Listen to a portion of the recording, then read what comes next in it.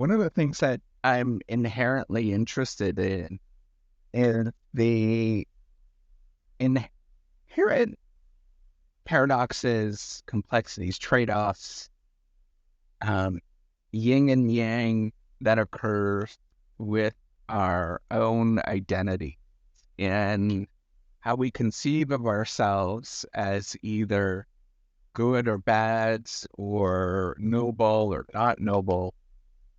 Um, all these particular dimensions really, really complicated to sort of think of ourselves and what we make of it and what we actually do.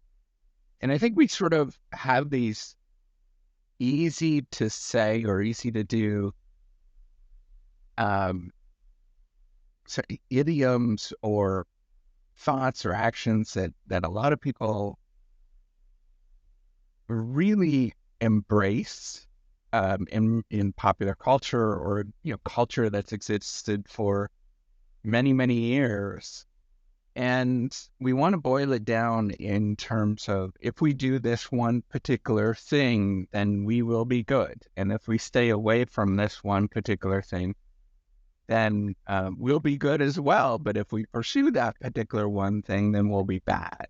Or that these actions will uniformly be morally corrupt or sacred or however you want to think about it. And I often think about this as people do things in the world, right? And the missions that we have as individuals, and as well as sometimes leaders of organizations and of businesses, that when you start going down the route and you actually start finding the stories of real people doing real things, despite the fact that they have these very good intentions or a simplistic story, it never turns out the way that you think it does.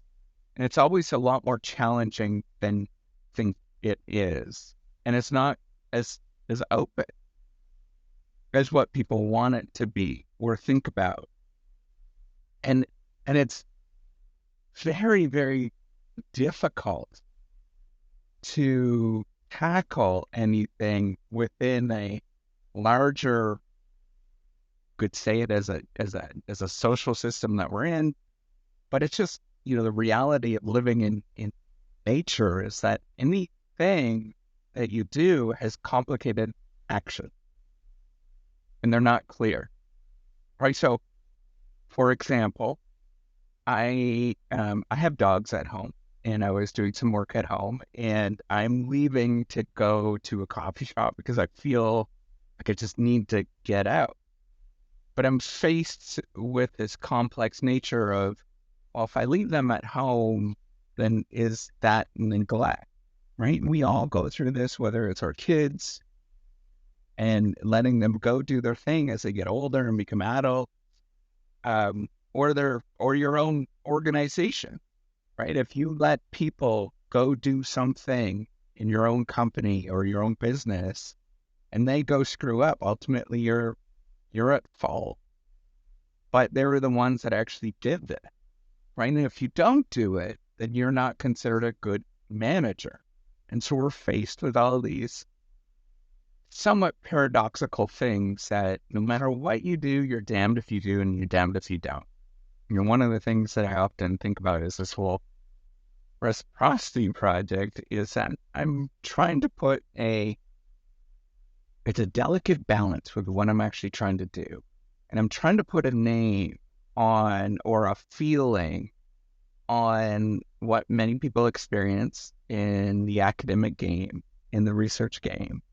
And yet, by doing so, by actually putting a name on it, by disclosing it, by being open about it, it also makes people feel uncomfortable. It sort of defines things. And I'm often very scared about, should I even publicly speak open about these particular things? All the time, I think that how challenging it is to be open and be aware. And yet, if I don't speak about it and I just talk about the particular technology or I just call it editing platform, whatever, it's got no meaning and nobody really cares about it. And it's not clear to anybody on what you're actually doing. So it's this real challenge that we all face no matter what we do. If we push on the world and we try to move the world in any particular direction, you'll realize that the world doesn't budge very quickly. And you'll also realize is that you will, for 100 responses, you do one action, expect it's going to be 1,000 responses. It's going to be infinite number of responses, outcomes that you're going to get. Yeah, we tend to boil it down into one. But if you get 100 different responses, different things that are going on, 51% are perhaps going to be positive from the thing that you're actually doing. 49 are. And we have to be okay with the fact that there is this mishmash of things that happen that are all interrelated, and we can't necessarily decide what that is, or we can't necessarily put a good finger on what that particular thing is. But also that even if you don't do anything and you sit there and you don't act, or the opposite of acting is not acting, which is may or may not be true, but if you don't act, you don't do something, you're equally likely to have the 51-49 split. And the key with any of this is having a good sense of self, that no matter what you're doing, you're trying to pursue something to better the world. And in any given moment, nobody's going to be happy. The results that you have are going to be messed up, and there's not a single answer. We have a tendency to want to boil things down into a single answer, but we can't do it. That's not the way that the world actually works. It's far more complicated than that. Right? We want to boil it down of looking at the weather around us and looking at the weather and saying, the weather is nice outside. But I look at the weather right now and I realize it's nice outside for me at this particular moment. But if somebody else looked at it, they would say, well, there's clouds. And the clouds are a symbol of it not being nice. Or somebody that loves rain, or a farmer that really is looking for rain, they might look at this and be upset at the fact that they have another sunny day.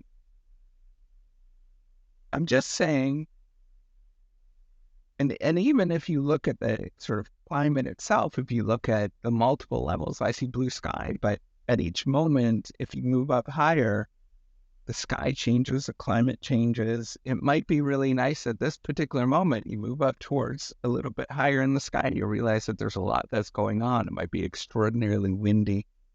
It might be turbulent. It might not be a good day to actually do some things, which is what we have turbulence in an airplane about. So what I'm saying is that the world is very complicated. And no matter whether you act or don't act, you're never going to have the right answer. When people act or don't act, you're going to have just as many positive and negative things that happen. And the truth is we're never going to figure out what is the right thing to do or not do. And so the key is to figure out, who are you? What does that mean? Who this person is, and this person, this who-ness, this identity that you have changes. It's amorphous. It's constantly not the same thing as it was yesterday. But you move forward given with who you actually are, and be okay with that. And given the resources that you have, you just find out you and pursue that. I think ultimately that's all I can hope for, is If I tell people to be kind and nice and generous and all that kind of stuff, it sets up people that I often think about. I'm setting up people to be taken advantage of. It's setting up people for other people that are mean and exploitive to take advantage of you and do things that are not great. And I will never know what the answer is to any of this stuff. And yes, it sounds like I'm high right now, but I'm not. The only thing that I know is to be as true to myself as I possibly can. Make people close to me happy to the best I can. I'm not going to be able to, and that's a complicated thing even of itself. But to do my best, whatever that looks like, however you might measure that, and then just move forward. And if people are not happy with that, so be it. Not my problem. All right, take care and have a wonderful day.